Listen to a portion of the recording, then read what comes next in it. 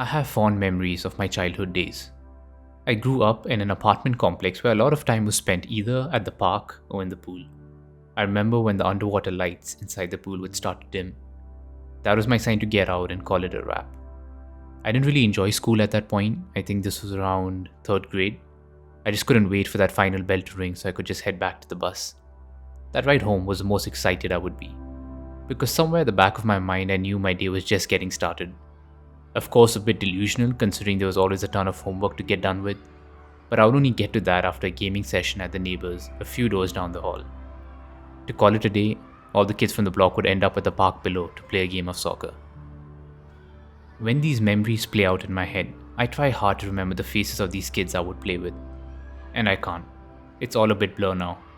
I don't think I can recollect any of their names anymore. See, this was the 90s. Life way before the invention of social media. Being a third culture kid, I've had to move around quite a bit. And one thing you master even as a third culture kid is the art of letting go. You have no choice. The cycle is the same.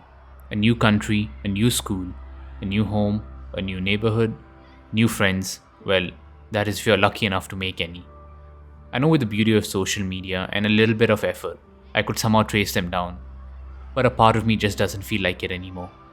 It's not because these people didn't matter to me. They certainly did. It's just that I've accepted that the gap has been way too long now. 20 odd years, I guess. A part of me wants to believe I've moved on now. What I do struggle to let go of are these memories. In my mind, this is what it feels like. I'm sitting at the backseat of this car at an isolated drive-in cinema I would often frequent as a child.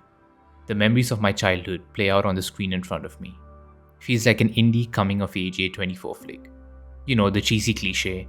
Kids skateboarding, friendships at school getting a bit complex, having a crush on a girl you've never really had the courage to speak to. But there are also moments of nothing dramatic happening. The boring stuff that usually doesn't make it to the final cut of the film.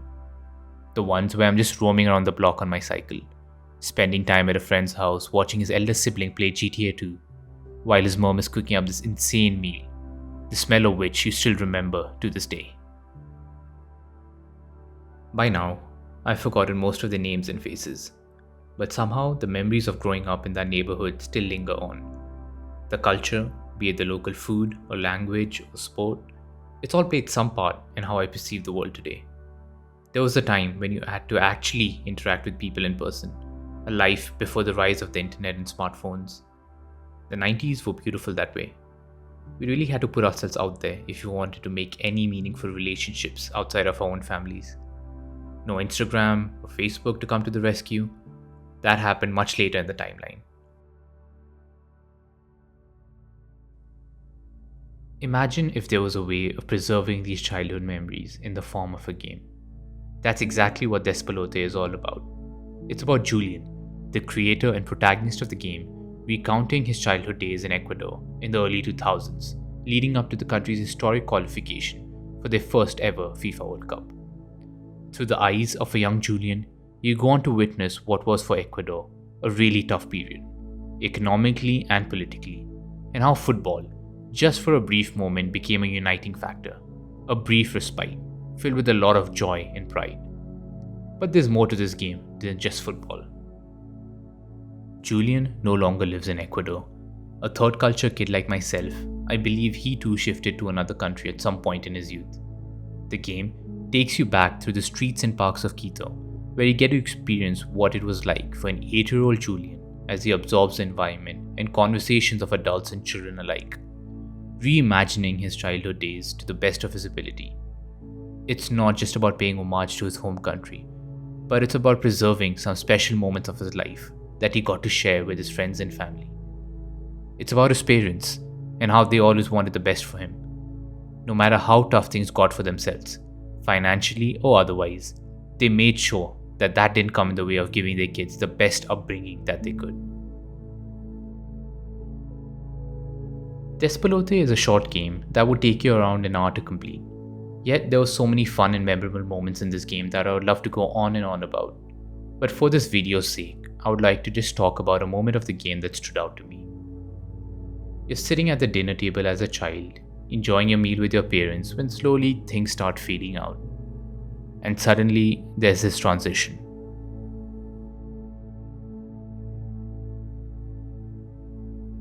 This is the first time this happens in the game. You're standing in this empty ground with a ball in front of you. There's no one around, you can't hear a soul. There's this eerie silence with the only familiar object being the ball. You proceed to kick the ball around, expecting something dramatic to happen, but nothing gives.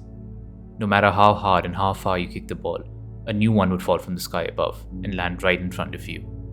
Multiple balls, in fact. There are no clear instructions given on the screen, so you start to move around, kicking the ball farther and farther into the distance. And then slowly, these buildings start to appear out of nowhere, and they start engulfing you.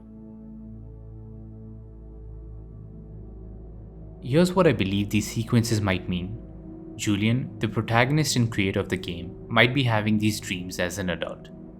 I believe dreams are a way of preserving our past. The ball is just acting as a window to his childhood. The only object that's clearly defined is the ball, while the environment around him is just noisy. There's this grainy aesthetic that is present throughout the game. A static feeling. You can say the entire game is perhaps a vivid dream of sorts. Julián relying on his memory to preserve his childhood to the best of his capability.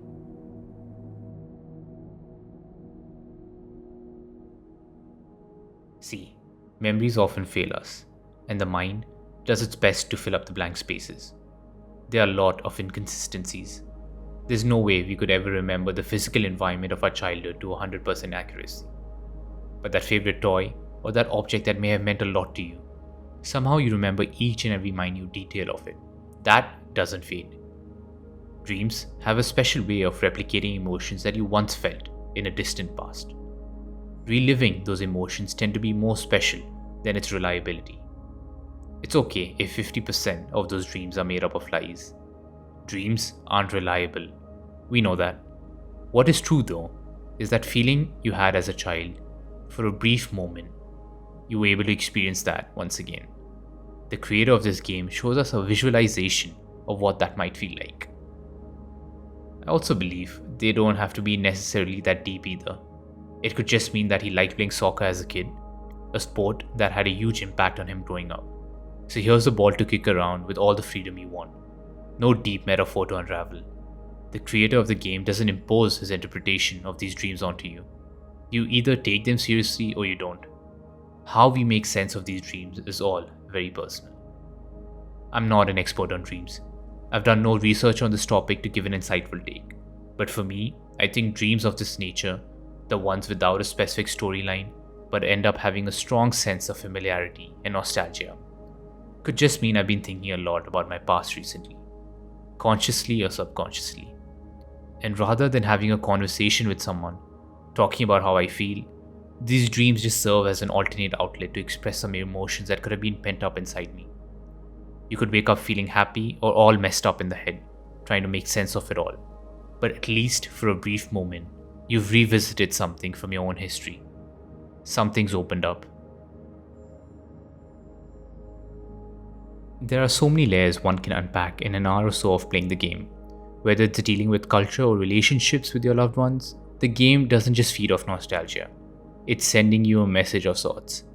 For most of us third culture kids, it's also about being proud of where we come from.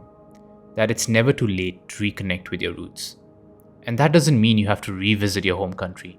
It could just be something as simple as spending some time with your grandparents, asking them about their childhood, flipping through old photos with your folks, or just reaching out to a childhood friend.